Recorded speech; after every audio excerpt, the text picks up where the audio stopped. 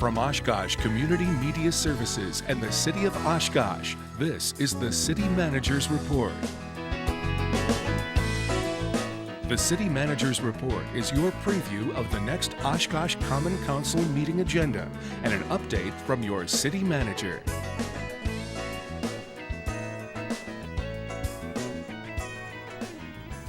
Hello everyone, and thank you for joining us on your City Manager's Report. I'm your host, Emily Mikowski, joined with a special guest today, Assistant City Manager John Fitzpatrick, sitting in for City Manager Mark Roloff. So John, first off, thank you so much for joining us today. Thanks for having me, Emily. It's always great to have you in every once in a while, keep you on your toes a little bit. I knew that, thank you. So we're going to go ahead and devote the first half of our show into some hot topics that are going on here in the city, some things that people are talking about. We'll take a little break, and then we'll come back and dive into the City Council meeting agenda for Tuesday, March 10th, 2015. So John, the first thing on our list that we want to talk about is actually something we mentioned in the last episode, the citizen survey. Now, the hard copies went out a few weeks ago, it seems, and the citizen survey is now online for people to take it online. Right. It's something it's a partnership we've had with UW Oshkosh's Public Administration Graduate Studies program. Mm-hmm. And we're very fortunate to be able to work with them and Dr. Nolenberger, and the students do a great job compiling information from the citizens. The online version that we have on our website now is just a supplement to the actual hard copy that you mentioned already went out. Right. And it does kind of open it up to a much wider audience too. So, so it's used for evaluative purposes, but it's not necessarily calculated into the statistical validity of the survey itself, that the class works with. Yes. But it still is beneficial. Oh, definitely. And maybe you can give us a little more detail on what exactly the citizen survey is. What kind of questions are in the survey and how is it used? Sure. It really talks, it provides information for us in regard to what the citizens think are important, what kind of job we're doing, mm-hmm. how we should prioritize our spending. And actually, because we've been using that survey and conducting it for over 5 years now, it's interesting to see some of the trends that have emerged mm-hmm. over time. And I don't know if it's just a product of me being here for a while, but I can remember when the survey was first launched, we had some serious problems with stormwater. Mm-hmm. And well, it's right around the flooding time. Right. Mm-hmm. Obviously, that was a priority for the citizens. But I know after this last 5-year mark, either last year or the year before, it was interesting to see that the citizens thought we were doing a good job with stormwater, and it wasn't as highly ranked as a priority. Mm-hmm. So that was interesting to see, and actually the citizens focused a little bit more on quality of life issues. So it is interesting to see where they start to go over time. Right. And, like you said, with the stormwater, it's great to see that, getting a pulse on what the citizens are thinking, you can kind of tell what kind of a job you're doing. Right. So we still have a long way to go, but mm-hmm. I think we're making a little progress. And it sounds like the citizens think so, too. Definitely. It's always great to hear. So if you want to take the citizen survey, you can log on to the city's website. It's right there under the hot topics. You can just click right there. The survey's all completely online. You can also see last year's results, too, and previous years to kind of get a gauge of what the questions have been in the past. So John, our next item that we want to talk about is something everybody looks forward to every year, especially the police and fire department, to kind of get that little rivalry going, is the Guns N' Hoses hockey tournament, or hockey game, I should say, coming up on March 7th at 4:30 at the 20th Avenue YMCA. And have you been to any of these games before? I have been, yeah. I've been to several, and it's a lot of fun. Oh, our police and fire folks are very involved in the community, mm-hmm. And also the rivalry that they have with each other is a friendly one, and it goes beyond the hockey game, mm-hmm. But it's a good way for them to get together and engage the community and also do some good things for charity. Definitely, and that's a great point. The hockey game does support a certain charity every year. This year it's the YMCA they're actually supporting. Mm-hmm. They have been, the YMCA has hosted them for all these years for this game, and they're now the charity of choice for this year. So we're really looking forward to that. It's really fun to see how competitive they do get. It gets pretty intense on that ice rink, but It's a great thing that everybody looks forward to. So again, March 7th, 4:30 at the 20th Avenue YMCA. Right. Another really cool thing that's going on here in Oshkosh, it's been a huge success. A ton of people have been going. It's only been open for about a week, I think, now. So it's the Oshkosh Public Museum Art of the Brick exhibit, now open, and it's open through June 14th. Yes, yeah, it has been a huge success. And although we know it's been popular in other venues, we didn't know exactly how people of Oshkosh and the surrounding area would respond, but they really love it. It's just amazing. I believe it's been so popular that the museum has expanded their hours to allow people to see it at night. Yes, this exhibit it's known worldwide, so it's kind of a once-in-a-lifetime opportunity for you to be able to see these awesome works of art made out of Legos, which is amazing. And yes, like you said, I think it's on Wednesday nights. They're open until 7 o'clock, expanding their hours so that people who might work during the day have a chance to see the exhibit. They also have some really cool partnerships with a lot of different organizations throughout the city, ranging from the library to 4-H to, I think, Wave Robotics, trying to get kids into the Lego League. The Lego League, yes. Right. So I don't know if you happen to see it, but if you were watching the Academy Awards, you saw some of the people who didn't win the Academy Award. They had a Lego of Oscar. They did. And I think this artist was involved in that. Oh my gosh. So and those Oscars that he created were just a small example of what you might see here at the Art of the Brick exhibit. Yes, it's definitely something not to be missed. You can find more information on the Oshkosh Public Museum's website on those Lego brick building nights and their hours and things like that. A little bit of history on the artist as well, which is really cool. Right. Nathan Sawaya is the artist. He originally was actually a lawyer and decided that wasn't for him, and now he's building Legos and traveling the world with this awesome exhibit. And I think we're finding too, the exhibits that seem to be most popular for us here at the museum are ones that, the entire family can enjoy. It's not often that children are as interested in art galleries or sculpture, and so it's an opportunity for them to expand their mind into the world of the arts a little bit, in a little bit of a sneaky way through the use of Legos. Exactly. So. Good for the whole family. I mean, Absolutely. Who hasn't played with Legos, yeah, honestly? Right. Great. Well, we're really looking forward to that exhibit, and make sure you check it out at the Oshkosh Public Museum. So now it's now that time of the show, where viewers have the chance to ask their city manager or their assistant city manager anything they want about things going on here in Oshkosh. So let's go ahead and take a look at what the question for question mark is this week.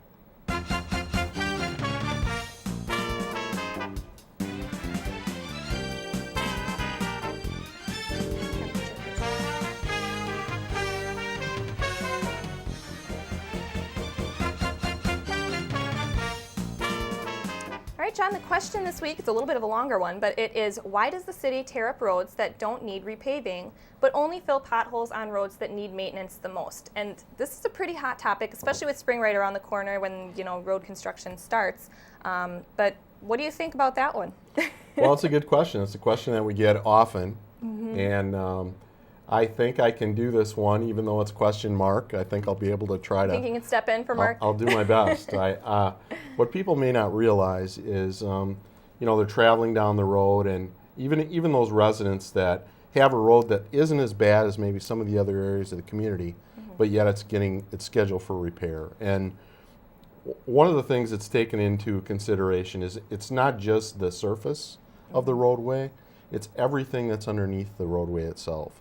So it's all the sewer, the water, everything that the adjoining streets that might need to be done, the size of the mains that might exist, and really the age. Sadly, we have some sewer systems underneath the roadways that are, 100 years old. Which is unbelievable. It is. They still function, but it creates some of the problems, as we talked about earlier, with the stormwater that we had in the past. So when we can reconstruct the road, it's not only the pavement distress that we take a look at, which is very common in areas that may have not had the problems with the infrastructure that we've had or stormwater issues that we've had, but we also look at all the infrastructure, and we try to make the best judgment we can in terms of what is really in the greatest need of repair. Definitely. And a lot of the most commonly complained about streets are actually in the upcoming CIP to be repaired as well. They are. And I guess another way to answer this question would be, if we didn't take into consideration what's under the roadway, and we just repaired those roads that were in disrepair on the surface, we very well could be ripping those up before the useful life of that road is done in order to repair those roadways or the infrastructure underneath too. Exactly. So we try to think about it in such a way where we're using the money in the most judicial manner that we can. Yes, and it goes back to that goal of reducing the debt here in Oshkosh as well, that you do run into challenges is what you are and aren't capable of doing. It is, and I'm glad you brought that up. One of the things that we do is we have a capital improvements program, and what we do is we budget for all our capital improvements, including roadways and all of the improvements that we do with the roadway, including also facilities. Right. And there's a limited amount of money that we have to spend. And so we have to, as I mentioned before, be judicious with the money that we do have. And so this is a way for us to try to get the best result for the citizen.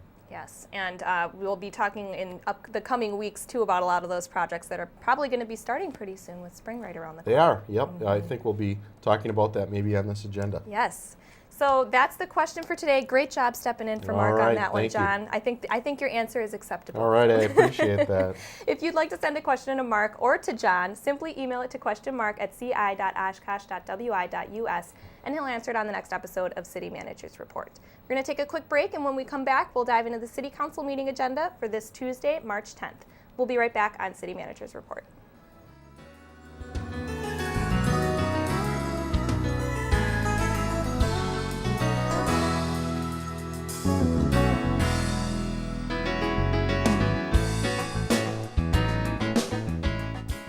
Want to know what's happening in local government? Stay in the know with City of Oshkosh government meetings, live on TV, City Cable 10, online at oshkoshcommunitymedia.org, and on community radio WOCT 101.9 FM.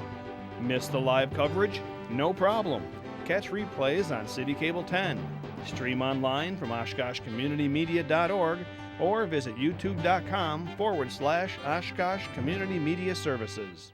Hi, I'm City Manager Mark Roloff. In the last few years, we've seen Oshkosh grow in so many ways, and in 2015, I know we can continue to prosper. Join me Monday, March 23rd at the Convention Center for the annual State of the City Address and City Exhibit Expo. Doors open at 6 p.m., with the State of the City being delivered at 6:30. Following the presentation, we'll honor some standout community members and then close out the night with the Expo, where you can go one-on-one with city staff. Monday, March 23rd, Convention Center. Be there and be involved in your community.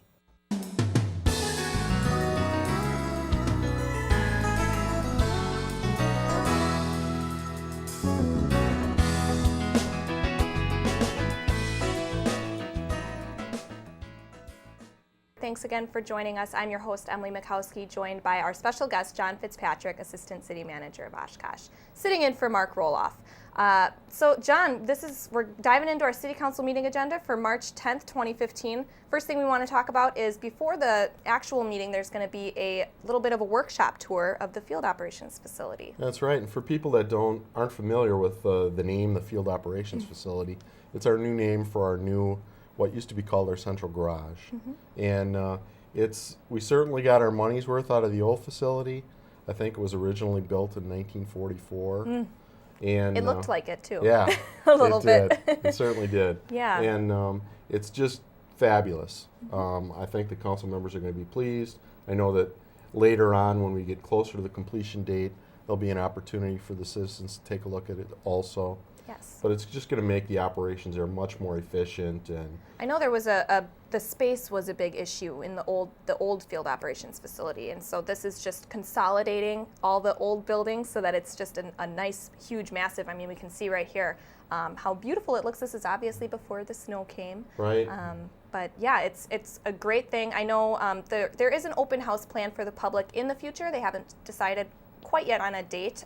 There's not quite a completion date for phase Right. 3 yet, but we're hoping by the end of the year. They want to make sure that everything is done and everything is safe. And finalized, so everybody can see what the final product is. And you know, prior to our break, I know we were talking a little bit about a question that came in from Mark in regard to pavement and why we improve pavement and how actually we plan to repair roads. There really is a methodology to it, and it's part of our capital improvement program. Our field operations facility here was part of that process too, in terms of a facility that we had to plan for and also dedicate some funding to. So although we haven't been able to expand our road program as much as we would like to in the past couple of years, because we've been focusing on our field operations facility and we don't want to expand our debt too much more. It'll be good to have that completed, and then we can go back to a more normal program, a road program, where we can repair a little bit more of the roadways and, as we talked about, all the infrastructure underneath. Definitely. Check that big project off the list and, get back to your usual, annual things that you would be doing. No, it's going to be great. In addition to things inside that were very inefficient in terms of we weren't able to store oil inside, we weren't able to store any of the vehicles inside. And as you can see from the footage, that there is the ability for us to have a variety of the vehicles in, and it makes it easier for us to work on those, to switch equipment like plows and maintain some of the equipment associated with the plows, like the tow boards, and change all that equipment out. And also just having vehicles indoors extends the life of those vehicles. So I think it really will be a cost-effective way for us to continue to operate. Yes, and here we've got some video of the old one, and just looking at this one after the new one, you can even tell it's very much brighter in the new one too, that it was kind of a very small dark area. It's just amazing how many vehicles you can fit in that new one too compared to the old one. It is. We get a lot of input from the employees about how to make it most efficient for their operations. I think they're going to be very pleased in regard to the way that they can work, and I think they'll take great pride in what they can do now. It was just very difficult, and their opportunity to be involved in a variety of things was just so limited based on the facility that we had in the past. So I think that efficiency, not only from a physical perspective, is going to increase, but also just from an employee engagement perspective, and that's a very important part of our strategic plan as we go forward. So yes. And it's in use right now, working great, and we're looking forward to getting some more views inside of the new one as well in the future. Absolutely. So, John, our next item that we want to talk about here is actually some public hearings dealing with the east side area, Parkway Avenue and Mount Vernon Street, as well as the north side area, which is New York Avenue and Custer Avenue.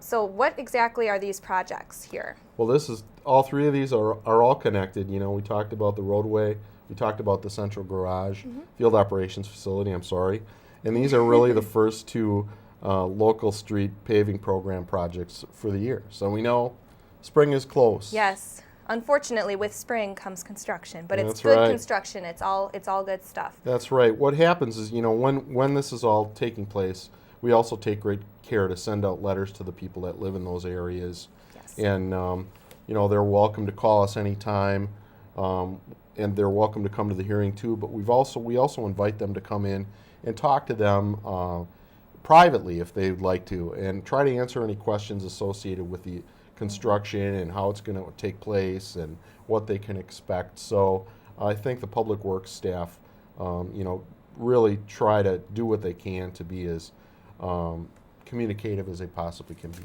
Yes, and it's important to stay on the same page as the residents too, as Right. a lot of this stuff is going on right outside of a lot of people's homes. So Exactly. yes, John, our next item that we want to talk about here is some new items, or some new water meters, I should say, and transmitters for the Water Utility Division. And this is kind of a big purchase. It's kind of an ongoing purchase, though, these water transmitters and meters. Maybe you can tell us a little bit about what exactly that is. Sure, I'd be happy to. This is a project that has been taking place for, I would say about 10 years at least. And we were phasing out some of the old water meters that people have in their home and introducing these new water meters. And what they allow us to do is to be able to remotely assess the water usage of the individual family and the homeowner. In the old days, we had an older meter where we had to physically read it and To go inside and take yeah, a look at right. it. Yeah, And this new technology allows us to be able to take a look at, what the usage is, and also what might take place on a longer term basis in Yes. terms of reporting and all kinds of different things. So that new technology will make it a lot easier, not only for the resident to be able to not have to worry about looking at it and having people come in and look at it. It's just a lot easier all around. A lot easier and a lot more effective yeah. and efficient, because they are newer models, and the ones that you can see on the screen right now are just different sizes depending upon what sort of water use might be necessary for each individual homeowner. Great. Well, our next item, John, that we want to talk about is dealing with actually the Aviation Business Park, and that's been a hot topic over the past year or so. This one's actually dealing more with the water mains as well. Maybe you can tell us about what exactly this is for. It's more of an infrastructure issue. In order to properly serve the Aviation Business Park from a water perspective, there was a water main that had to be looped on the south end of that business park. And so this is going to be an improvement that's going to enhance our ability to provide water service to the park.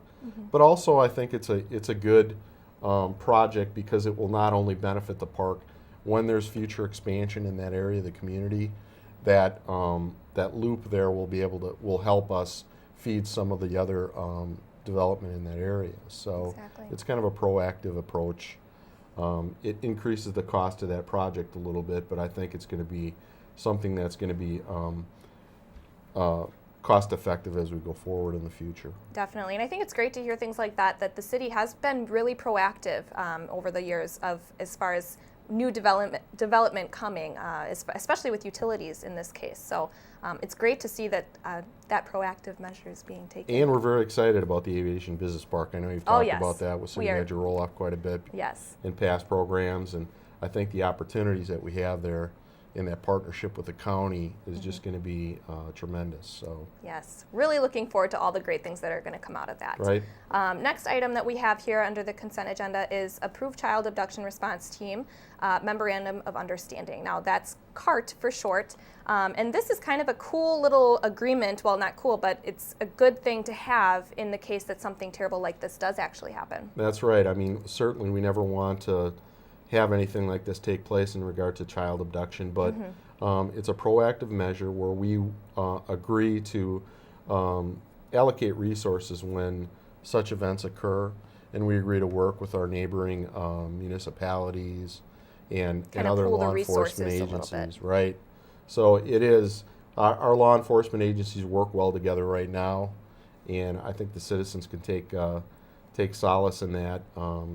But this is just another measure to make sure that some of the things are spelled out so there's no misunderstanding. Exactly, yes. And I was talking to Police Chief Groyle earlier today about this, and he said, like you said actually, that all the different cities do depend on one another, but it's good to have these agreements in place so that, say something like this does happen, there's no question about it. So, Right. if something were to happen in Oshkosh, that would become the command center, and the others would come and kind of have our back a little bit And with these that. agreements are in the background, and they can devote their full focus toward finding the child that's missing. That's really their focus. Definitely. So great to see something like that on this week's agenda. John, our next item is under new ordinances. It's an amend recruitment for replacement of a council member. Now, we talked briefly about this last episode, but maybe you can give us a little bit more background on why exactly this is necessary to start the process of replacing council members. Sure, and I'm sure City Manager Roloff talked about this last time, but as you know, we have 2 current council members that are seeking the mayor's position. So we know that when that all takes place after the election, we'll have 1 vacant council member position. And our current process as it's written, I think, allows us to go forward and fill that vacancy when it occurs. Right. But I think City Manager Roloff was thinking, and also talked to the council about the idea of, let's be a little more proactive if we can. We know that there's an impending vacancy. So I think it's a matter of just updating the language of that section and making sure that once we are aware that an impending vacancy might take place, that we can still move forward and start the process. Kind of get a little head start on it, you could Right, say. exactly. Rather than waiting for Right. it to take place and then start the process, it just puts everything behind. And we want to have a full complement of council members representing the citizens Right. at all times. That's our goal, and so So this that's allows us to get a little bit of a head start. get the process going a little bit. Right. Great.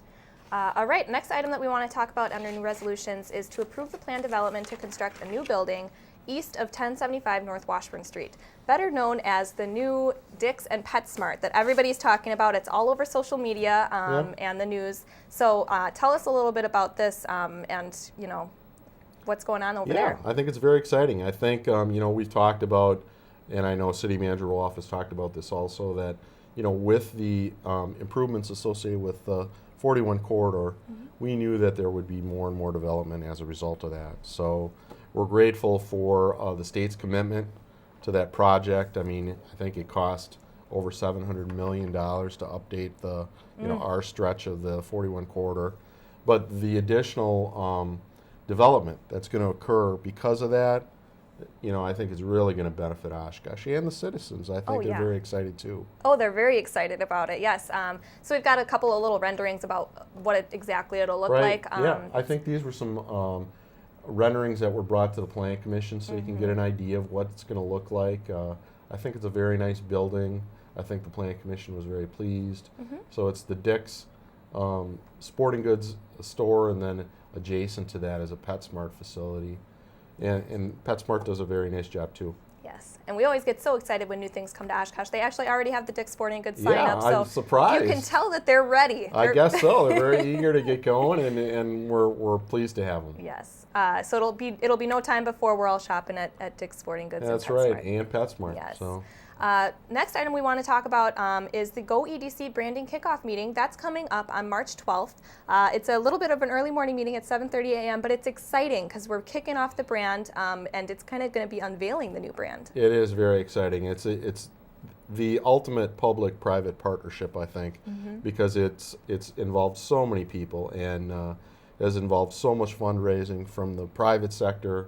And I know we've had a variety of our staff members involved in, the development of the structure, and City Manager Roloff has been extremely busy working on trying to get this in place and trying to make sure that he touches base with all kinds of people in the community to get their input on this process. Oh, definitely. So they're at a point where I think they're almost ready to announce the staff that are going to be working for Go EDC, and I think City Manager Roloff is hopeful that they're going to be present at that meeting if possible, so they can introduce them to the community. I can't say for sure that that's going to take place, but I think he's very hopeful that can take place. And the new logo they will be unveiling, And which the I'm new pretty logo. excited about. They've kept it under pretty tight wraps, Yes, actually, so yeah.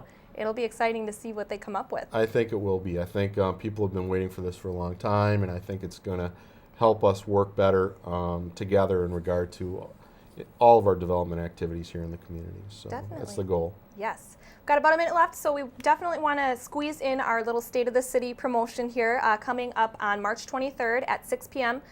You can kind of mill about, meet some of the departments, put some names to some faces, take a look at City Manager Mark Roloff's State of the City address, which is going to be a great program this year.